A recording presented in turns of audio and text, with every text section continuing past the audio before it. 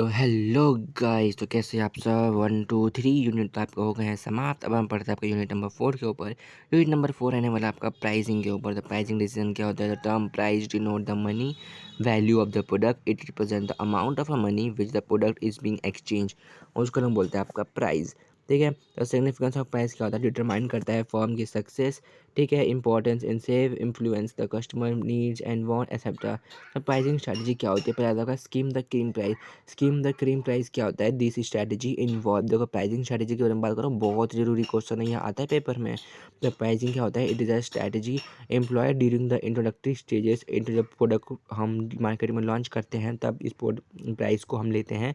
Scheme the cream pricing demand by setting the higher price. भैया higher price set कर दो ताकि ज़्यादा से ज़्यादा लोग जो है हम खरीद सकर, हमारा जो कॉस्ट ऑफ गुड है वो कवर अप हो सके। It aim is not to maximise the profit but to involve the cost अपने में जो है क्यूली कवर हो जाए।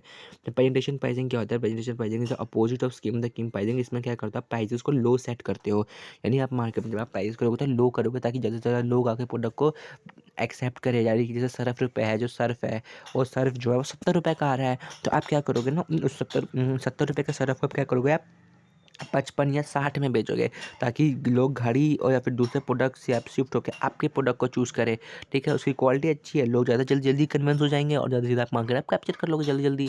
ठीक है, then company premium pricing. Premium pricing होता है भैया डायमंड गोल्ड जैसे जो और डी एप्पल के जो फ़ोन आते हैं, इनको हम कहीं कहीं प्रीमियम प्राइसिंग पे बेचते हैं क्योंकि इनकी पहले से ही ब्रांड वैल्यू होती है इन कंपनियों की। इकोनॉमिक प्राइसिंग में जो इकोनॉमिक क्लास है उनके लिए होता है कि प्रोडक्ट लाइन प्राइसिंग क्या होता है? साइज़ के अकॉर्डिंग प्रोडक्ट को डिफाइन करो। आप 100 किलो प्याज बेच रहे हैं किसी पैकेट में, तो 100 किलो प्याज का होगा अलग रेट होगा। 3 किलो प्याज बेच रहे हैं तो 3 किलो प्याज का अलग रेट होगा। Objective of the pricing profit maximisation, price stabilisation, meeting and prevention the competition. Distribution decision क्या होता है? डिस्ट्रीब्यूशन डिसीजन आपके कौन कौन से होते हैं? देखो, डिस्ट्रीब्यूशन चैनल डिस्ट्रीब्यूशन बहुत जरूरी है, बिकॉज किसी भी प्रोडक्ट जो है आपका चैनल डिस्ट्रीब्यूशन अगर खराब हुआ था आप कस्टमर तक रीच ही नहीं कर पाओगे, और जब तक आप कस्टमर को रीच नहीं करोगे आपके प्रोडक्ट डिमांड जो है वो सेटिस्फाई नहीं हो पाएंगे। तो ना डिस्ट्रीब्यूशन क्या होता है? जीरो लेवल चैनल भैया, जो बड़े बड़े डायमंड्स होते हैं, जो हीरो जो हीरे जेवर जवाहर, उसको डायरेक्ट डिस्ट्रीब्यूशन होता है, मतलब डायरेक्ट चैनल होता है। सीधा सीधा जो जोरी होता है, जहाँ अलग अलग सोनार की दुकान पर आप देखते हो कि जहाँ आपके प्रोडक्ट होते हैं अवेलेबल, तो वो क्या करते हैं? ज़्यादा से ज़्यादा देखोगे तो वो डायरेक्ट चैनल का यूज़ करते हैं, यानी कि जीरो लेवल चैनल, सीधा सीधा प्रोड्यूसर से वो कंज्यूमर तक डिलीवर कर देते हैं। Then come to interaction. Interaction में बहुत सारे मीडिया का इन्वॉल्व होता है, सिंगल लेवल, 2 लेवल, 3 लेवल, अलग अलग लेवल्स होते हैं जिसके थ्रू क्या करते हैं वो यूज़ करते हैं। तो इसमें एक आता है आपका टर्म होलसेलर।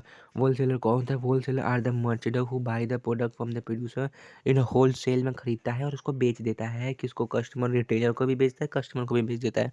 और डायरेक्टली कस्टमर को नहीं बेचता, ये बेसिकली रिटेलर को बेचता है। डिफरेंट डिफरेंट रिटेलर्स को जो डिफरेंट डिफरेंट प्लेसेस पे प्रेजेंट होते हैं और वो कस्टमर तक रीच करते हैं। रिटेलर्स कौन होता है? Retailers are the individual all the activity directly related to the sale of the goods and services for the ultimate consumer and for the personal and non business use.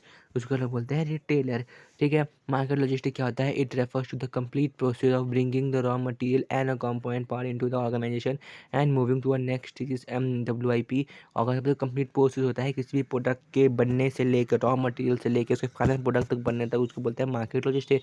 Importance क्या होता है? Improve करता है customer का experience, accessibility, create time and place utility, boosting the profits. चीज़ कौन कौन से होते हैं? Inbound logistic, outbound logistic and reverse logistic.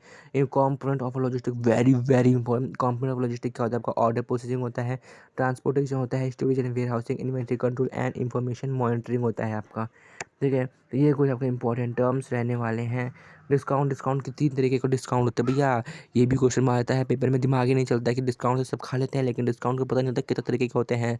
तो डिस्काउंट आपके भैया कितने तरीके के होते हैं? 3 तरीके के होते हैं। कौन कौन से? Quantity discount, cash discount and state discount. क्या क्वांटिटी डिस्काउंट क्या होता है भैया? जितना ज़्यादा आप क्वांटिटी लोगे उतना ज़्यादा आपको डिस्काउंट मिलेगा।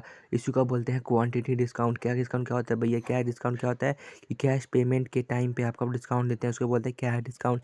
एंड ट्रेड डिस्काउंट क्या होता है? Trade discount for trade man and bulk में जो परचेज करते हैं उसको हम बोलते हैं आपका ट्रेड डिस्काउंट बोलते हैं, तो उसको हम क्या बोलते हैं? आपका ट्रेड डिस्काउंट देते हैं। डिस्ट्रीब्यूशन स्ट्रैटेजी के 3 तरीके की होती है। डिस्ट्रीब्यूशन स्ट्रैटेजी आपको 3 तरीके की होती है, intensive distribution, selective distribution and exclusive distribution. Intensive distribution क्या होता है? जो हमारे घर घर पे जो अवेलेबल होते हैं गुड्स एंड सर्विसेज को बोलते हैं इंटेंसिव डिस्ट्रीब्यूशन। सिलेक्टिव डिस्ट्रीब्यूशन क्या होता है? मल्टी ब्रांड शोरूम जो खोल के बैठे हुए हैं जहाँ पे आप सारे ब्रांड के गुड्स प्रेजेंट होते हैं। ठीक है, उसको बोलते हैं सिलेक्टिव डिस्ट्रीब्यूशन। जैसे आपका बिग बाजार, ठीक है। Then comes your exclusive distribution, जैसे बाटा और एप्पल के शोरूम जो होते हैं जहाँ पे केवल एप्पल के प्रोडक्ट ही बेचते हैं, और बाटा में यहाँ पे आप जाओगे तो वहाँ पे केवल बाटा के ही प्रोडक्ट मिलेंगे और किसी का नहीं मिलेगा। तो ये होता है आपका उसकी डिस्ट्रीब्यूशन।